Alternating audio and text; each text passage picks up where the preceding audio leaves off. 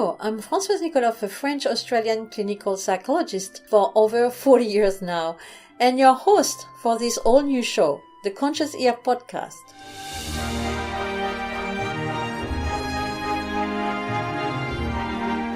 I'm in Poland at the moment at the Tomalis Convention, and I'm so lucky to be with all my colleagues from the world. And I'm going to introduce you to Svetlana Kashirina that I've known for many, many years, and I really appreciate her because she is from Moscow.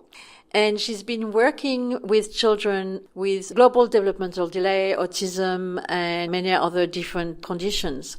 She is a pedagogue. She's a clinical psychologist.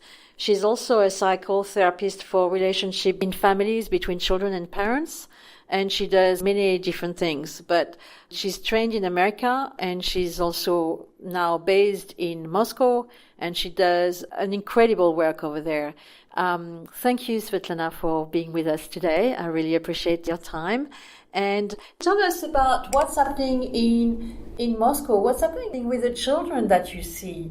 You are talking about children with global developmental issues. You are talking about children with autism and other conditions. So what do you see today? I may say that we have a lot of people, a lot of families that address to our clinic with children with disabilities, with speech delay, with other problems. I may say that the quantity of these children grows. It's growing, yes. It's growing, rising, yeah. It's growing. And it's very difficult, and it's a great pity, I may say. We don't know why, for what reason we have more and more the children, but I think our life, the condition of our life has changed a lot. Yeah. And in most of the problems, I can say this is the families guilty for. Because parents don't know what to do with their children. In many cases, I must say, if the child was born in good condition and had any neurological problem, but during his first year, parents don't know what to do with the child. They don't let him, they don't allow to follow normally his milestones. Yeah. And they try to facilitate the living of a child, and the child don't develop correctly. We don't put them on the floor. Yes. Too much dirty and etc. We don't give them the food to chewing and other many things. We protect them too much. Yes, protect them too much. And don't play enough with them. Exactly. And also the thing that irritates you. Irritates me much. It's gadgets. Means telephones and everything, iPad, iPhone, and television. Yes. And after some hours of playing with iPhone, iPad, a young child became irritated and impulsive. And the parents don't understand what they do. As for Tomatis, it helps children, it helps their parents to develop normally, to make the nervous system develop and function in balance. So it's to rebalance the nervous system and the brain. Yes. Yeah. What definition would you give about the Tomatis method? What is the Tomatis method for you? It's not only money, but it's interest, and it's my life. Oh, it's my life. Join the club. Yes. But if you had to define, what is it? How do you explain the Tomatis method to parents, for instance, to tell them, look, that's what we have to do with your child? Mm-hmm. It's a system which helps you and help your children to develop normally and to put him to the further zone to develop. And it's in neurostimulation of sensory of auditory system. It's a comfortable method to develop. Yeah, because it's very user friendly. It's non-confrontational. It's non-intrusive. Mm-hmm. wearing earphones, listening to music. Yes. It's not very intrusive, but at the same time, it's so powerful. And we have It is a pleasant method yes, it's a pleasant of correction. Yes, it's true.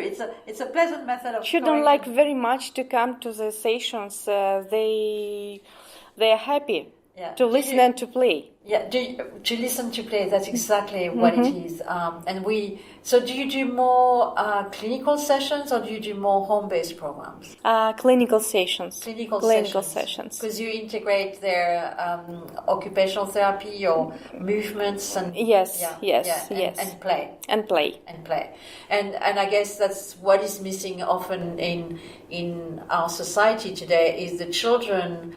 The parents are not playing with their kids enough. They don't know how to do it. And they don't know how to play. Yeah, that's a big trend in our interviews at the moment is that we have to teach parents to play with their children. Exactly.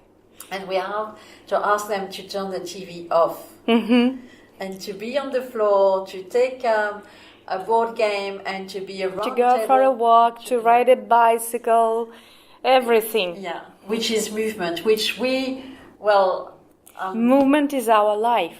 Yeah, movement is our life, definitely. And we used to walk to schools, we used to go to get the milk, and now children are not doing that anymore because everything is organized for them. Yeah. So with parents who have children with global developmental delay, autism, what do you recommend them? Not to think that everything is stopped. You give them hope. Yes. Yeah. The hope is the first. And try to play with the child. Try to protect him, but not just from the world, but protect, but support him. Support him. Accompany. Yeah.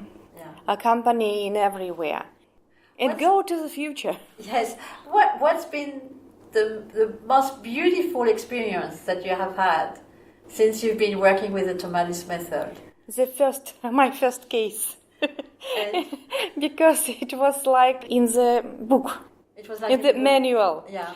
My first client, my first child, he did everything that should be according to the Tomatis. Okay. It was so presentative, and after it, I decided for sure that I will continue with Tomatis. Yeah, because it made a huge difference. Yes, because it was so representative, because I saw the changes that were in a child. And I look by open eyes and can't believe. Yeah. Could not believe that it was becoming true. Yeah. Yeah, okay. Thank you so much. Spasiba. Spasiba. Svetlana, I really appreciate your time, and I'm so happy that you are with us as well. And what I also realize with hearing everyone is we are one in the world, in the fact that around the world we have the same issues.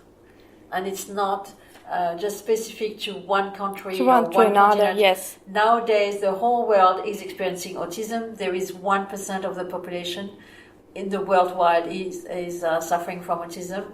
There are, in every capital cities, we have the same issues, and that makes us. We have the same mission. We have the same mission. That's for sure. With and it's possible. And it's possible too.